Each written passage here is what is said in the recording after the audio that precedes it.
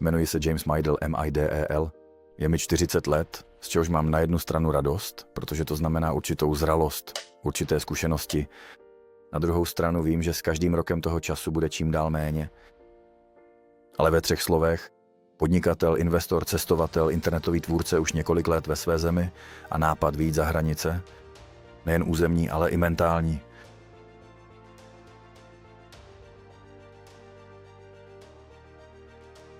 Ve skutečnosti je ta bariéra někde v hlavě, v té části světa, kde jsem se narodil, vyrůstal a kde jsem podnikal. Nepřemýšlí se globálně. Ještě ve škole byl člověk nějak brzděn, což vyplývá z historie, která nebyla pro mou zemi jednoduchá. Nicméně díky této těžké historii si myslím, že jsme se jako komunita, jako společnost stali poměrně podnikavými a tvrdými lidmi. Bohužel je ale potřeba si v hlavě udělat určité domácí úkoly, zpracovat některé věci a vyjít do světa nejen s produktem, nejen se službami, ale také s obsahem. Myslím, že je to bohatá zkušenost člověka, který se narodil a vyrůstal mezi východem a západem. 2 odlišné kultury, 2 různé civilizace, velmi obtížná geopolitická poloha. Pokud se to podařilo tady, myslím, že se to může podařit i jinde.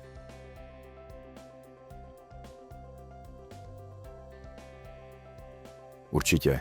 Myslím, že člověk, který v mém případě toho docela dost dokázal ve sportu už jako dítě, docela dost v podnikání, nemálo v investicích, protože od 18 let investuji do nemovitostí, chtěl udělat něco nejen pro sebe, ale také pro ostatní.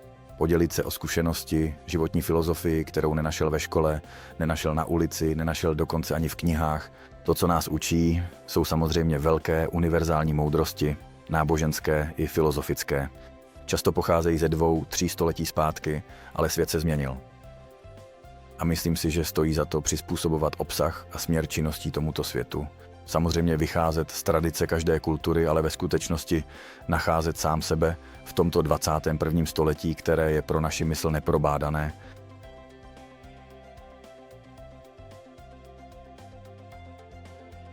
Trénoval jsem karate. Ve skutečnosti jsem si vyzkoušel většinu sportovních disciplín. Měl jsem vrozené ADHD, nějaké sklony k pohybu, ke sportu.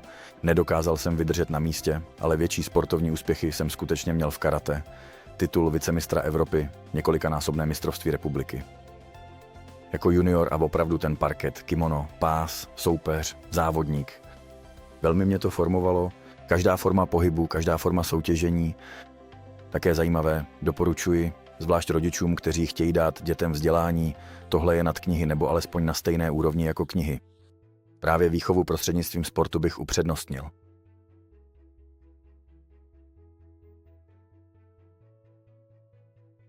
Myslím, že obojí dává hodně. Pokud jde o trénink, moji velcí mistři říkali, že daný pohyb můžeš zopakovat 10 000krát na palubovce v pohodlných podmínkách, ale při skutečném boji to bude ten 10 001. pohyb, ten, který si nepředvídal. Myslím, že podobné je to se školou. Škola nás splošťuje, škola nás nějakým způsobem nivelizuje, vyhlazuje, snaží se nás standardizovat, zatímco trh, ulice, soutěže to ověřují. A tady se ukazuje, že vítězí ten, kdo je ve skutečnosti jiný. Té individuality alespoň v této části světa ve škole velmi chybělo.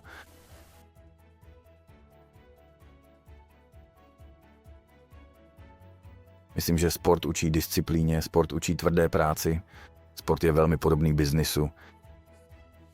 Ve skutečnosti přináší výsledky se zpožděním, tedy trénuješ 2, 3, 5, 10 let a teprve potom přicházejí výsledky. Podobně je to v biznisu, podobně je to v každé jiné oblasti života. Tady také funguje složený úrok, takže je potřeba se naučit, že se vlastně zapisuješ na plavání, na tenis, na jezdectví. Jsi úplný začátečník, během několika týdnů nebo měsíců děláš velmi rychlé pokroky, ale později dosažení nějaké závodní nebo mistrovské úrovně vyžaduje několik, někdy i desítky let tréninku a většina lidí to nevydrží. Většina lidí to vzdá. Dnes nás učí dosáhnout tohoto efektu během minuty, během hodiny, efekt pilulky. Ve sportu se žádný účinek pilulek neprojevuje. Ve sportu existuje výsledek tvrdé práce a myslím, že právě tohle jsem si odnesl z karate nebo z jakéhokoliv jiného sportu, že abys byl v něčem dobrý, prostě musíš pracovat mnoho let. Pak přijde svalová paměť, pak nějaká prostorová inteligence, kdy už máš téměř pocit, že ovládáš časoprostor. Tohle určitě dává sport a v mém případě to fantasticky ovlivnilo moji mysl, později i podnikání a myslím, že také stavebnice Lego. To je také určitá disciplína. Je neuvěřitelné, že ze 100 kostek lze postavit 2 miliony různých sad nebo modelů, které si nějak vytváříme v hlavě. Také jsem vyrůstal, byl jsem vychován bohužel na malých sadách Lega, protože tehdy v rodině nebylo moc peněz, na knihách, na sportu a samozřejmě ve škole. A myslím, že škola je fantastický výtvor. Stojí za to jí projít, ať už má člověk pár let nebo je mu víc. Nebo třeba na vysoké škole. Nicméně v mém případě byla tržní a životní verifikace velmi tvrdá.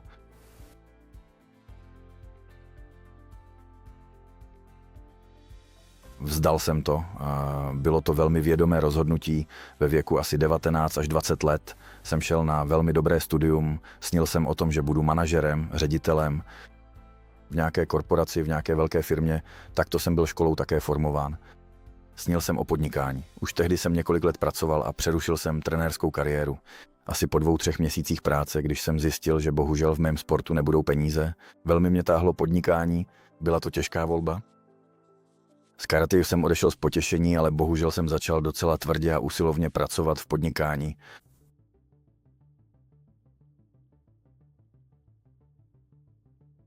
To si nemyslím. Můj jediný problém byl, že jsem musel podnikat od nuly s prvními 10-50 dolary.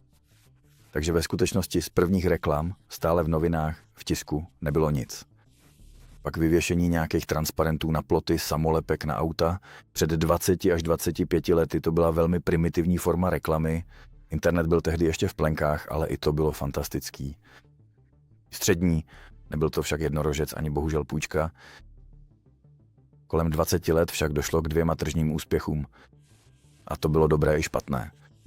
Na jedné straně ambice, taková dětinská chamtivost, extrémní workoholismus.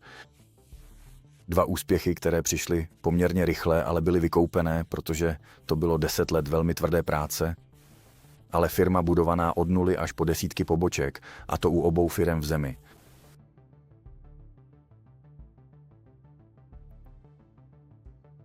Myslím, že každý podnikatel nebo většina podnikatelů, zvláště těch mladých, se potýká s nedostatkem kapitálu. Na všechno. Na infrastrukturu, na reklamu, na daně, na běžné náklady, na zboží, na logistiku. Takže té hotovosti vždycky chybělo. Čím rychleji se firma rozvíjela, tím víc té hotovosti chybělo.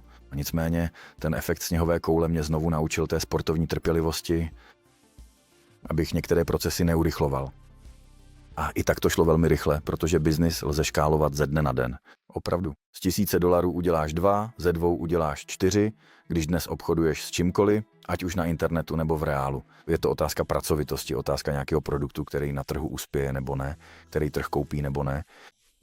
Nicméně si myslím, že těch několik let práce, právě budování toho kapitálu, mě naučilo úctě k penězům jako takovým.